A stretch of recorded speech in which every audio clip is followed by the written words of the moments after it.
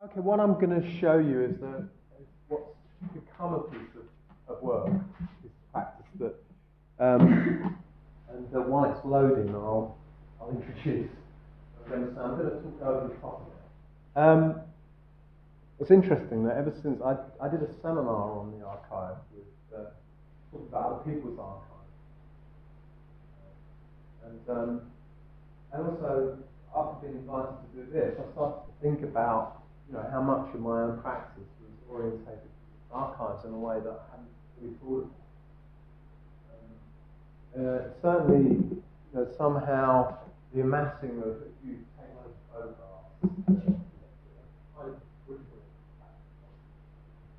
if you make films and videos, you're collecting these shots, all these massive kind of archives. So often, the end product of, say, a film production is huge cans of material and so on. One or the other. Okay.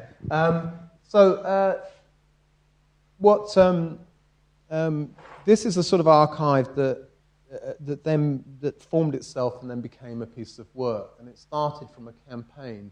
I live in Kennington, which is and it's just really what this archive is looking at is a square mile that's on the riverside between sort of Albert Embankment and Kennington Road, Kennington Lane, and Lambeth Road. It's almost in itself a kind of archive of social housing, and it's probably the last remaining substantial area of social housing so close to central London. And it's been under threat for some time. And I started to photograph as part of a campaign in the 90s to actually resist a plan to redevelop a substantial estate in the middle of it called the Athelred Estate in the middle of this area, which was part of the private-public developments that the New Labour under Blair were trying to promote. And there was a campaign to resist it. I mean, the council had to take a vote on that estate. And they kept, as they canvassed and realised that most of the tenants weren't in favour of it, they put, unlike a general election where you're not quite allowed to do this, they kept moving the date at which they were going to take the poll for it. And they spent £7 million of our money trying to get people to accept a plan that, when you looked in the small print, only guaranteed the tenants who lived on this estate 20% of social housing. So necessarily they would have moved out. So it's part of what I would see as a kind of class cleansing of central London, which has now achieved a kind of nightmare proportion that, even back then you would have only imagined happen. And it really is, we're faced with a situation where if you're poor or low paid, you don't really deserve to live in central London anymore. So what I started to do, first of all, for this, to aid that campaign, was to take photographs. And I kind of just kept on taking photographs. And so, when every now and again, if I went out to walk a dog or walk around the area, I would take my camera with me, shoot.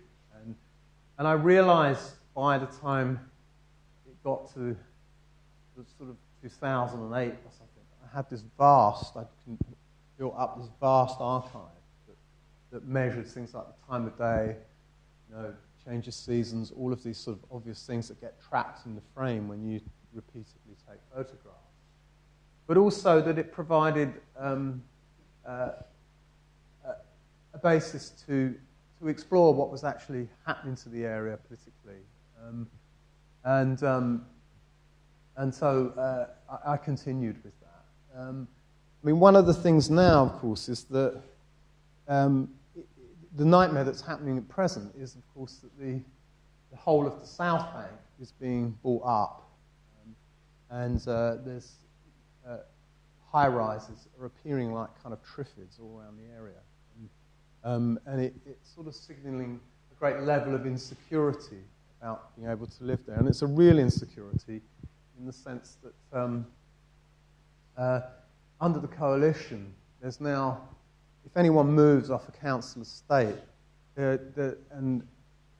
someone dies who holds a tenancy, they move people in on a short-term letting that's about 3 years long. And the idea is that their idea is that the rental level will go up to match the private rental level in that area. So in central London, that's basically goodbye to social housing. So it's an enormous amount of campaigns. So for me, this archive is part of recording that and making it available. And hopefully when we have the discussion, we're talking about how archives can be used by other people, or this is a form of practice, is eventually to make this available online so that anybody can use it to support those kind of arguments. And I think for the moment that's as much as I want to say, really, and really contribute to the discussion about this particular piece of work. I mean, I've got to.